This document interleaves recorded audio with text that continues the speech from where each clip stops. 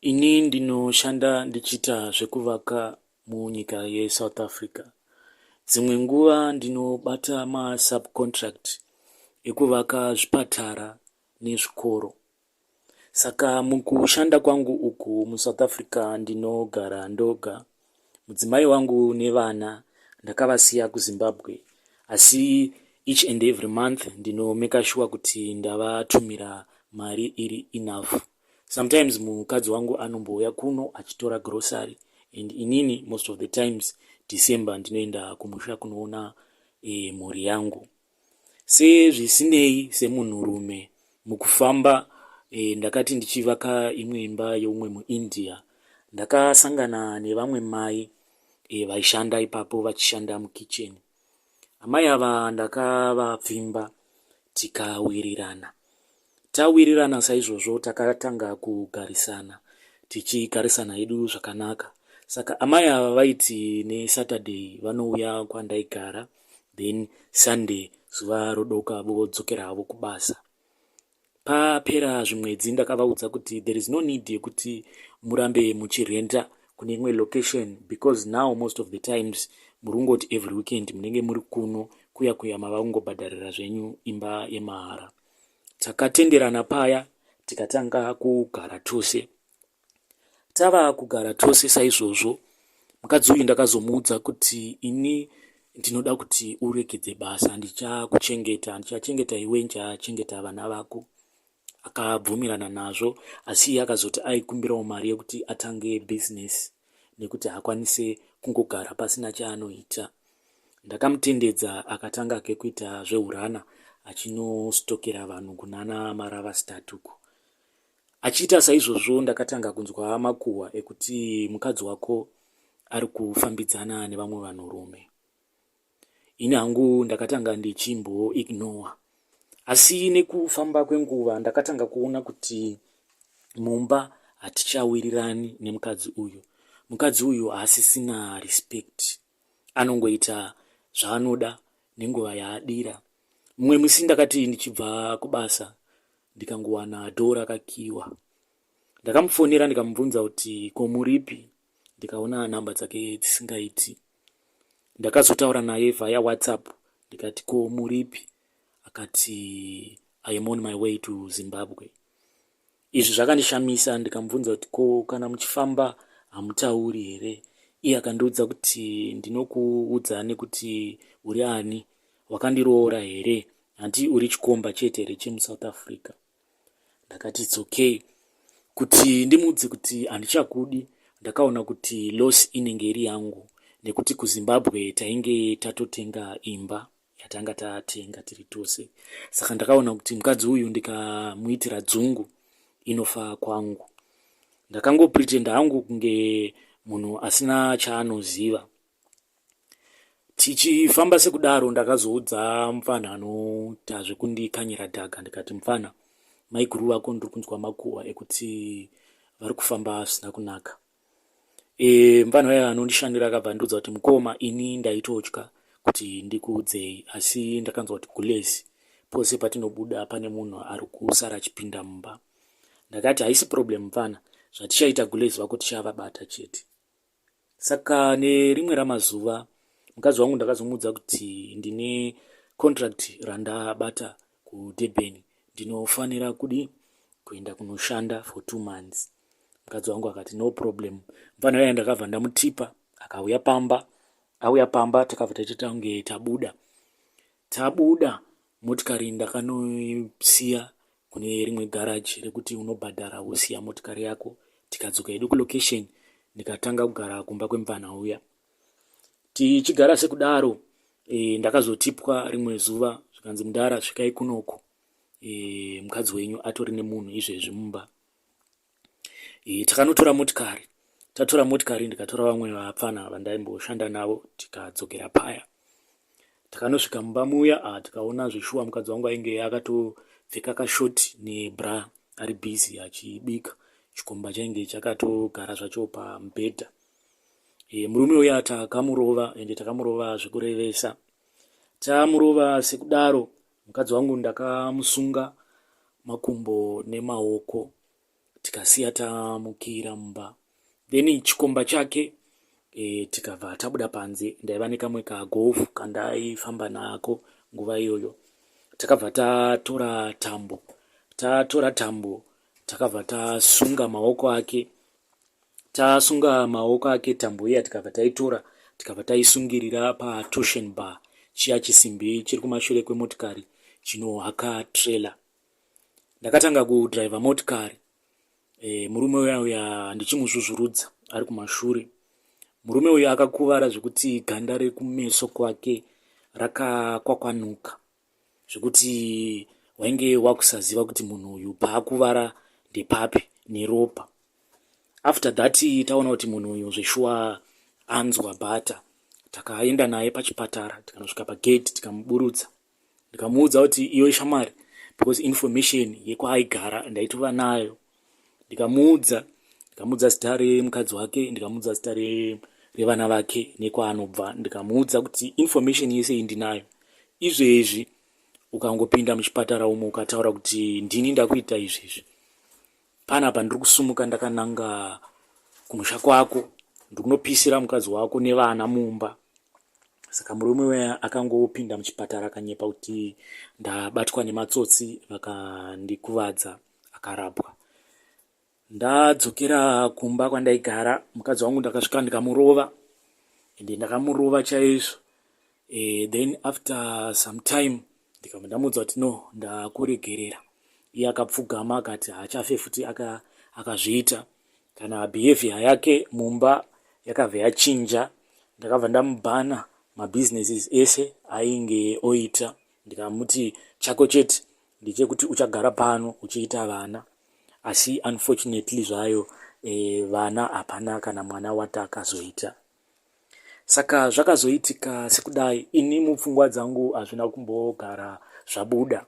Ndaigara nichingofunga kuti mukadzi uyu vana vake vaiti anenge asvika grade 7 ndindaibhadhara mari yemaexams. Ari kutanga form 1 ndindaitenga mauniform, ndindaitenga mabhuku, ndindaibhadhara school fees. Saka zvakandirwadza, ndikati ndichakugadzirisa chete. So ndakararamisana naye mukadzi uyu pasina chaanoziva. Imba yatainge takatenga kuZimbabwe tainge tisati tapedza kuibhadhara title deeds, tanga tisati taita change of ownership. Taita saizvozvo, pane kwandainge ndakamboshanda kumaruzevha kuDurban uko ndichivaka umwe musha. Saka pane pamwe pandainge ndakambodzwa kuti pane n'anga inobvuma zvese zvese. So ndakaenda kuDurban kuya. Ndasvika kuDurban kuya ndikaiudza n'anga iya ndikati ndine munhu wandiri kuda kuuraya. N'anga iya ikati haisi problem, ikati inoda 15,000. Ndakaiudza kuti kana zvava right ndichadzoka. Ikanditi paunodzoka udzoke nepicture rake, udzoka nechipfeko chake chemukati. Saka ndakadzokera kumba ndikanoviga rimwe pendi rake. Pendi iroro mukadzi uyu akaritsvaka akarishaya. Ndakazopa excuse yekuti mumba muno munenge mune makonzo, ndizvo zvakazomudzikamisa hana yake. Saka zvandakazoita ndaiti ndikabata basa rekuplasta, toti pamba pari kuda kuplastiwa maybe zve 10,000 rands.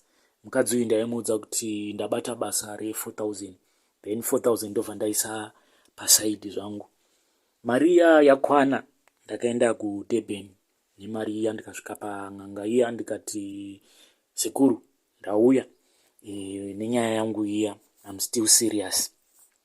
Vakandiudza kuti panoda picture rake nependi kana kuti chipfuko chemukati. Ndakaburitsa pendi riya, vakanditi picture, ndikavarakidza picture mufoni, zvikanzi aiwa picture remufoni harishandi, panoda picture riri physical. Ndakabva ndaenda kwagame, kwaiva nezvimwe zvimushini zvekuti unosvika wokonekta foni yako nebluetooth obva waita print out yepicture raunenge uchida. Ndikadzoka nepicture riya. Sekuru vaya vakatanga kushanda basa, vakatora picture riya vakaribairira tsono, then vakatora pendi rake riya vakarisunga vakabva varisona vakaribayirira futi tsono. Vakazoburitsa chimwe chidhori chainge chakaita zvekuumbwa so.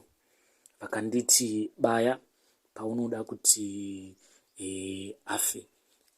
Ukabaya mwoyo wake ndipo pachamurwadza kusvika afa. Ukabaya padumbu achangobayiwa nebayo kusvika afa. Ukabaya zvakare kumusana ndizvo zvichamuuraya. Ini ndakatanga kutaura, ndakabata tsono iya ndichitaura zita rake ndikati, iwe nhingi iwe, wakandidya mari yakawandisa iwe. Do you know kuti ndakakuona uchishanda pamuIndia pawaipiwa 1,800 rands pamwedzi, uchitambura kuti uchengete vana vako kuZimbabwe uko. Vana vako pandakasangana newe vaifamba vakashama, asi ndakachinja upenyu hwako. Ndakakubvisa muurombo ndikakupa upenyu huri nani. After ndakupa upenyu huri nani, ukatanga kundishainira. Saka chihure chose chawakandiitira ndicho chakuurayisa muzuva ranhasi. Ndakatora tsono iya ndikabva ndabaya pamwoyo pake. Ndabaya pamwoyo pake saizvozvo, muzuva remangwana mukadzi uya akandisendera message akati, kuno ndarwara, ndiri kunzwa unge ndiri kuita bayo pamwoyo. Ndakamuudza kuti enda kuchipatara. Ndikabva ndaudza sekuru vaya kuti munhu uya wandiri kuda kuuraya ari kuti ari kunzwa bayo pamwoyo. Sekuru vaya vakati, hazvisati zvatanga, ndiri kuda kuita zvinhu zvekuti hazvife zvakatreseka kwauri. Ndikati, shandai basa renyu sekuru. Mukadzi uya akaenda kuchipatara, akapiwa mapiritsi akapiwa. Ava kubva kuchipatara akabva akwira imwe taxi. Akwira taxi iya, unfortunately taxi yaakakwira yaiva taxi yanga isina mutero kudaro. Yaiva taxi yemapirate vanofamba muSouth Africa vanenge vasina mvumiro yekutakura vanhu muroute iyoyo.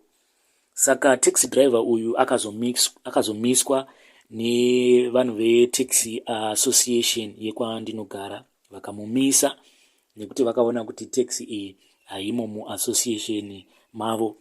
Driver uya akabva aramba kumira saizvozvo. Akazosvika pastage kuti akaburitsa pfuti.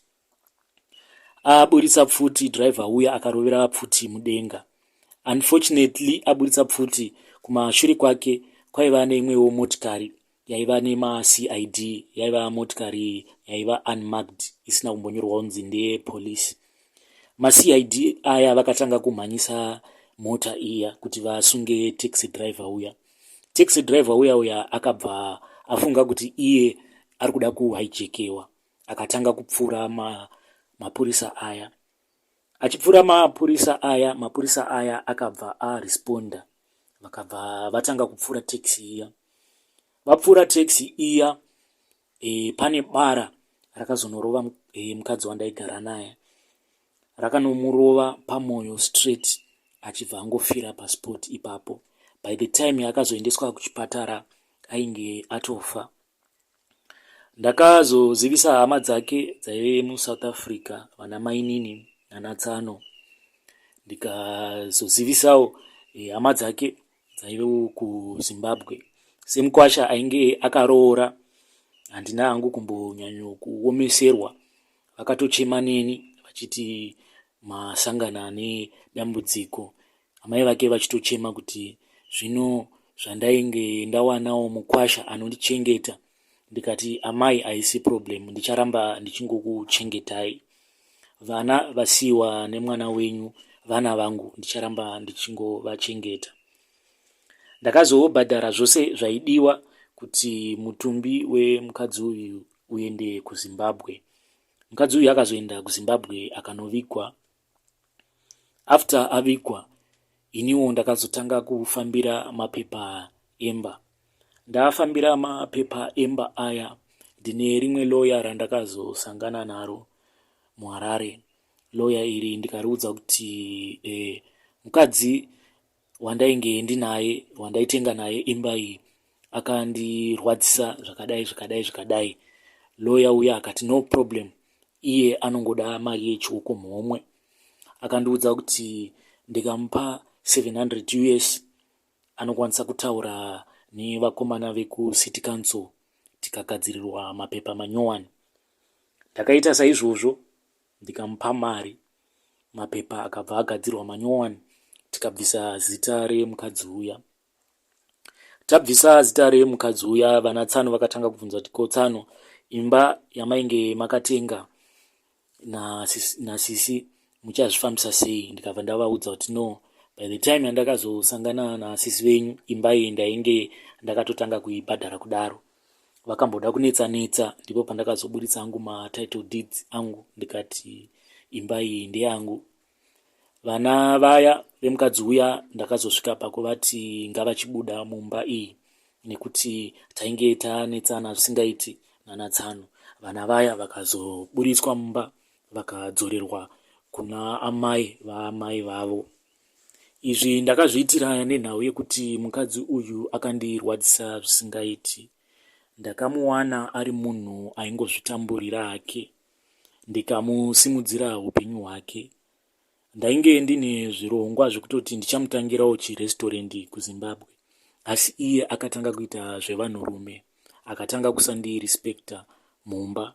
Ndosaka ndakazobudawo nesarudzo yekuti zviri nani afe hake.